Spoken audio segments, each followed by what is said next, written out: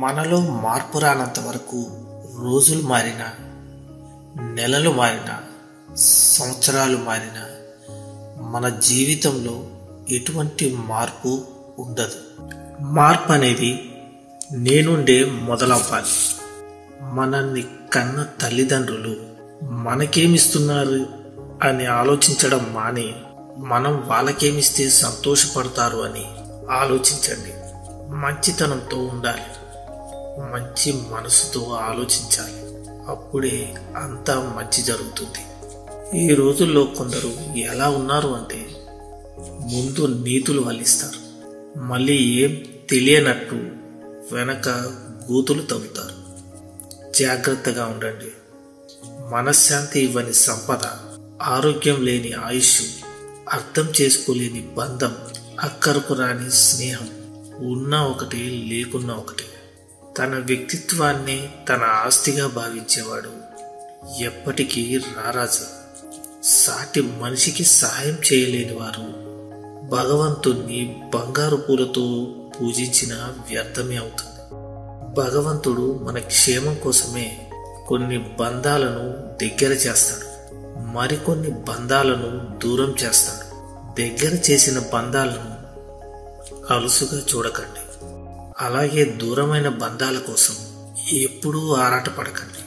కష్టపడి కొండ ఎక్కుతేనే అందమైన దృశ్యాన్ని చూడగలం. జీవితం కూడా అంతే.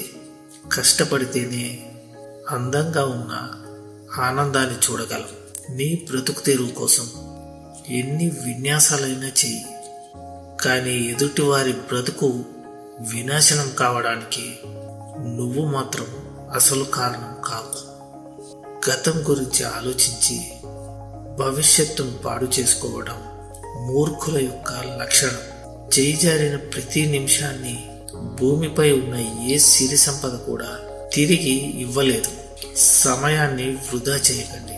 చీకటి నలుపని, వెలుగు తెలుపని అందరికీ తెలుసు, కానీ పోరాడితేనే గెలుపని కొందరికి మాత్రమే తెలుసు. మనిషి పుట్టుక నుండి మరణం వరకు సాగే ప్రయాణమే జీవితం. చూడగలిగితే ఇక్కడ ప్రతిదీ అద్భుతమే. మీ శత్రువుపై కోపంతో రగిలిపోకండి. నీ ఎదుగుదలను చూసి తనే రగిలిపోయేలా చేయండి. మీ ఎదుగుదలను చూసి ఎదుటివారు ఏడుస్తున్నారు అంటే అది వారి సమస్య అవుతుంది, మీ సమస్య అస్సలు కాదు. దృష్టిలో పెట్టుకోకండి, మనసు పాడు చేసుకోకండి. విజయాల వైపు అడుగులు వేస్తూనే ఉండండి. చదువు ద్వారా సంస్కారం నేర్చుకున్నవాడు, అనుభవాల ద్వారా గుణపాఠం నేర్చుకున్నవాడు జీవితంలో ఎప్పటికీ ఓడిపోడు. మోసం తాత్కాలికంగా ఆనందాన్ని ఇవ్వవచ్చు, కానీ ఏదో ఒక రోజు భారీ మూల్యం చెల్లించక తప్పదు. ఆలోచించి మాట్లాడే మాటల్లో అబద్ధం ఉంటుందేమో, కానీ ఆవేశంతో మాట్లాడే మాటల్లో నిజం మాత్రమే ఉంటుంది. కోపంలో వచ్చిన మాటను పట్టుకుంటే మనసు విరిగిపోతుంది. అదే ఆ కోపం వెనుక ఉన్న బాధను తెలుసుకుంటే ఆ బంధం నిలబడుతుంది. నిర్ణయం మీదే.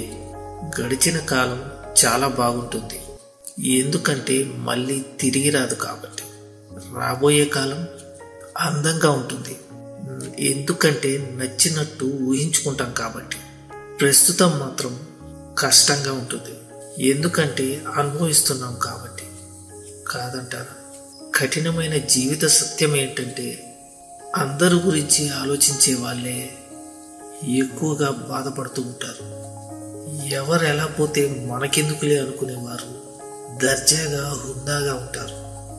అర్థమైందనుకుంటా.